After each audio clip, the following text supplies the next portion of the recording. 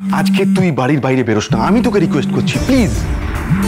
দেখ, তুই মোনালিসার সঙ্গে দেখা করতে যাবি বাড়ির বাইরে, যদি কোনো রিপোর্টার তোকে দেখে ফেলে কি পরিস্থিতি তৈরি হবে একবার ভেবে দেখেছিস?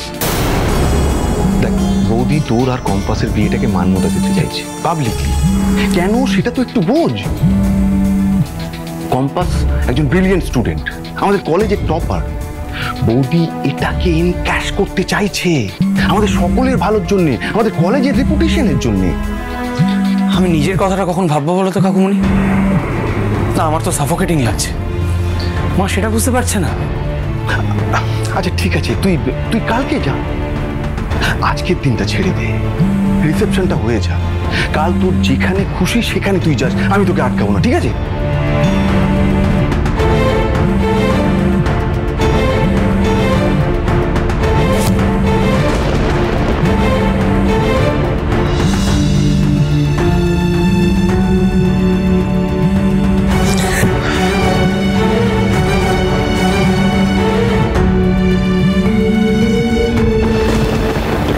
দাদু ধরবে, আবার কিছুক্ষণ আগে কথা হয়েছে, ও ধরবে ফোনটা।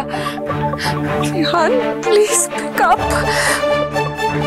Rihan pick up the phone. ও ইচ্ছে করে ধরছে না দাদু। আমি ওর বাড়ি যাই, ওর বাড়ি যাই, আমি বাড়ি কোথাও যাবে না বোনা, শান্ত হয়ে বসো, যা করার আমায় করতে দাও। দাদু কি করবো আমি?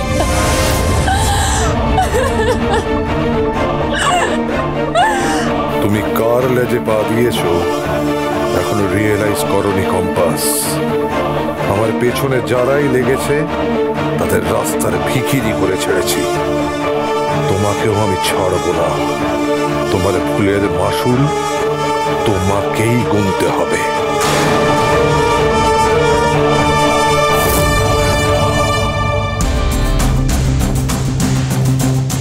ওনার ট্রিটমেন্ট কি আমরা শুরু করতে পারি না? আমি কিছু করতে পারবো না, আমি হসপিটালের মালিক না। এখানকার একটা প্রোটোকল আছে, টাকা জমা না দিলে ট্রিটমেন্ট শুরুই করতে দেবে না।